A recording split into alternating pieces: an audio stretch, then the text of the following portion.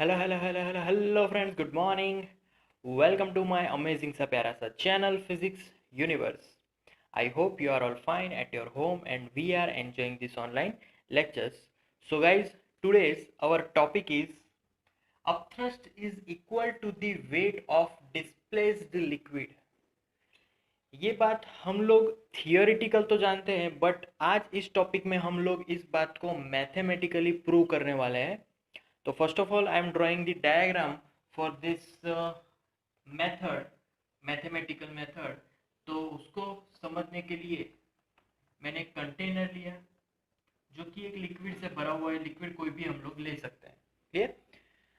अब उसके बाद उस कंटेनर में मैंने एक रेक्टेंगल शेप का एक ऑब्जेक्ट लिया, उसको अंदर डुबो दिया। So this object is immersed in this liquid, clear.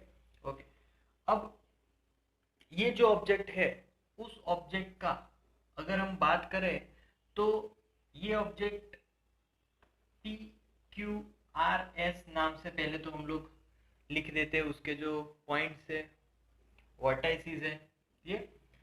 अब इस ऑब्जेक्ट का जो पहला पी क्यू जो है, फर्स्ट अपर मोस्ट सरफेस, उसका वाटर लेवल से जो डिस्टेंस है पहले उसकी बात करें, that is h1।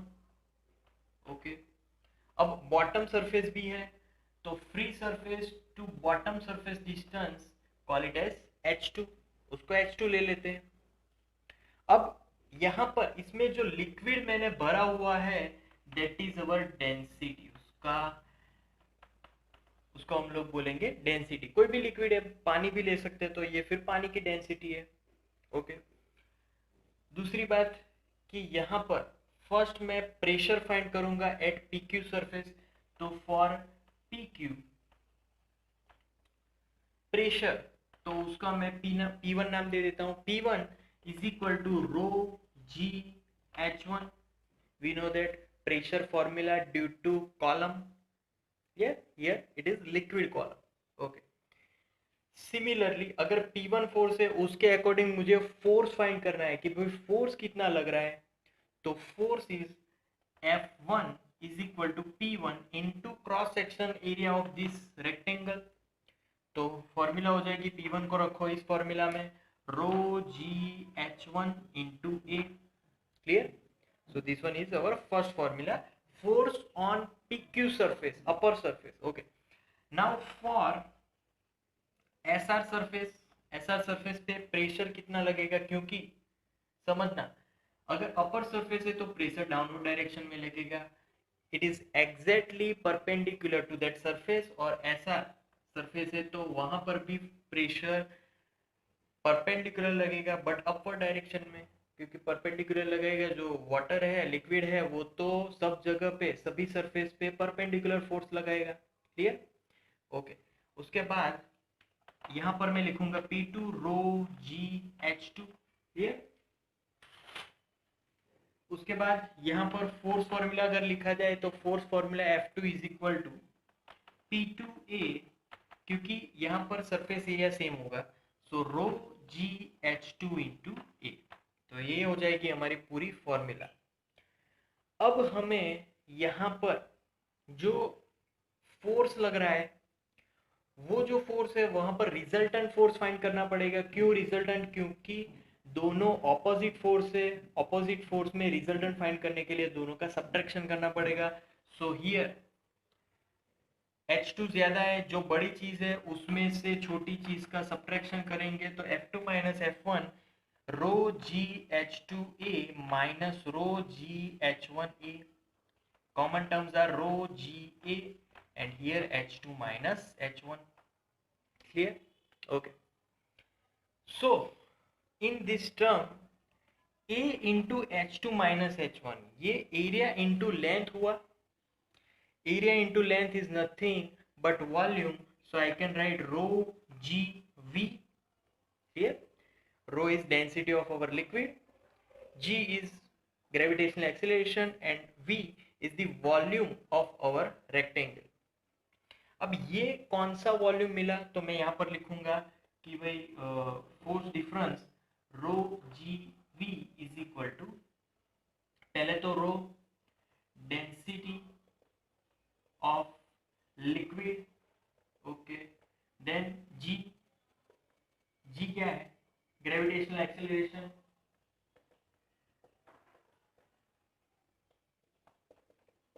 And third one is volume we, volume of object. Simple है। तो ये हमारा रो जी भी है, it is one type of force, मैं उसको फोर्स लिख सकता हूँ क्योंकि वो रिजल्टेंट फोर्स है, ओके। अब दूसरी बात कि यहाँ पर ये जो हमारा जो ऑब्जेक्ट है उसके हिसाब से जो उस पे बायोन फोर्स लगेगा, अगर उसकी बात करें तो F B is equal to rho g V, क्योंकि जो रेक्टेंगल का जो वॉल्यूम है उसी वॉल्यूम के अकॉर्डिंग हमारा जो वाटर सरफेस है वो कवर अप करेगा। तो अगर यहाँ पर जो पानी जो अपने रेक्टेंगुलर ऑब्जेक्ट से बंधा हुआ है, अगर वो पानी की बात करें तो दोनों का वॉल्यूम सेम होगा, क्योंकि पानी बंधा हुआ है, पानी को जिस भी आप कंटेनर में डालोगे वो उसका शेप एंड वॉल्यूम ले लेगा। तो यहाँ पर भी उसी का वॉल्यूम पानी ने ले लिया। तो मैं बायोन फोर्स के हिसाब से लिख सकता हूँ कि rho density of water, liquid भी लिख सकते हैं, डेंसिटी ऑफ लिक्विड, आगे हमने लिक्विड बोला था तो ये लिक्विड हो जाएगा। फिर g, we know that gravitational acceleration, और third one is volume of liquid, क्योंकि जो भी शेप होगा वही शेप पानी ले लेगा तो वो हो जाएगा वॉल्यूम ऑफ लिक्विड। तो इसका मतलब ये हुआ कि जितना फोर्स, मतलब कि जितना पानी अपने रेक्टेंगुलर ऑब्जेक्ट से कवर अप है उतना ही बायोन फोर्स अपर डायरेक्शन में लगेगा, उतना ही अपथ्रस्ट लगेगा। तो it is exactly equal to the weight displaced by the liquid. तो अपथ्रस्ट भी उतना ही लगेगा। अगर मैं वॉल्यूम इसका बढ़ा दूं, सपोज कि मेरा रेक्टेंगल ज़्यादा बड़ा है तो उतना ही पानी कवर अप करेगा उतने ही वॉल्यूम का, तो वहाँ पर वॉल्यूम तो सेम ही रहेगा जितना रेक्टेंगल का होगा। तो यहाँ पर अपथ्रस्ट भी सेम हो जाएगा।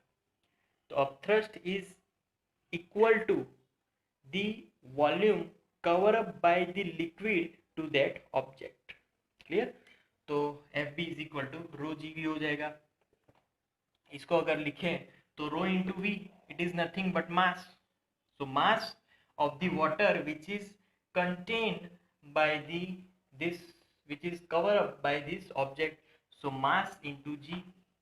लिख सकते हैं weight of liquid which is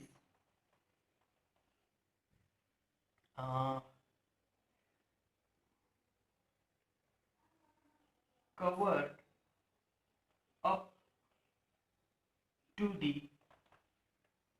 rectangular object। Clear? तो वो उसको जितना भी मास कवर अप हुआ उतने ही वेट के हिसाब से उस पर अपथ्रस्ट लगेगा अपवर्ड डायरेक्शन में। Clear? So this is the simple upthrust. अब इसके फैक्टर्स की बात करें कि कितने फैक्टर्स अफेक्ट करेंगे इन चीज पे, तो फैक्टर्स आर, तो first factor from the equation and that is density of liquid, simple. दूसरा फैक्टर तो जी नहीं ले सकते क्योंकि वो तो कांस्टेंट रहने वाला है, वो चेंज नहीं होने वाला।